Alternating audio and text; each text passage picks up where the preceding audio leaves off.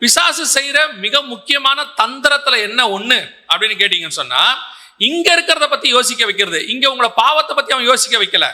இங்க என்ன செய்ய வைக்கிறான்னா ஸ்பிரிச்சுவலா யோசிக்க வைக்கிறான். என்ன ஸ்பிரிச்சுவலா யோசிக்க வைக்கிறா?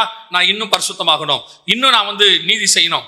இப்படியே நான் யோசிச்சு இந்த பாவத்துல இருந்து விடுதலை ஆவது எப்படி, இதுல இருந்து நான் இதை ஜெயிக்கிறது எப்படின்னு இந்த நெகட்டிவான இந்த விஷயத்தை பத்தியே அதை ஜெயிக்கிறதுக்கே நான் யோசிச்சுக்கிட்டு இருக்கிறேன். இதை பத்தியே யோசிச்சு இப்ப நான் செய்யறது என்னவா இருக்கு அப்படின்னு கேட்டீங்கன்னா, ஹெவனை பத்தி யோசிக்கவே இல்லை. ஹெவனை பத்தி யோசிக்காம இங்க இருக்கிற பாவத்தை பத்தியும் இதை ஜெயிக்கிறத பத்தியும் இப்படி யோசிச்சுக்கிட்டே இருக்கிறதுனால நான் என்ன பண்ணிக்கிட்டு இருக்கிறேன்னா, இதோட போராடி இது கூட ஸ்ட்ரகிள் பண்ணி என் சிந்தனை முழுக்க இதை ஜெயிக்கிறது எப்படின்னே இருக்குது. அப்படி இருக்கிறதுனால என்னால என்ன செய்ய முடியல, இதை ஜெயிக்கவும் முடியல.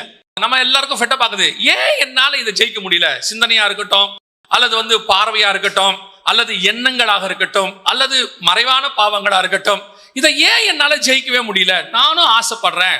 சில நேரத்துல நீங்க உபவாச ஜெபம் கூட இருப்பீங்க, அல்லது சில நேரத்துல நீங்க அதுக்காக கொஞ்சம் வைராகியமா இருப்பீங்க. ஆனாலும் ஒரு இடத்துல ஒரு வீழ்ச்சி. Very simple. இதோட சாவி எங்க இருக்குன்னா, நீங்க இது கூட நின்று இது கூட போராடிக்கிட்டே இருந்தீங்கன்னா கடைசி வரைக்கும் என்ன செய்வீங்க? போராடிக்கிட்டே தான் இருப்பீங்க.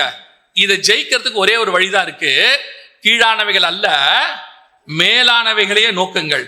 நான் பரலோகத்துக்குரியதை பார்க்க ஆரம்பித்த பிறகு இதை பத்தின எண்ணம் எனக்கு என்ன செய்யாது? வராது.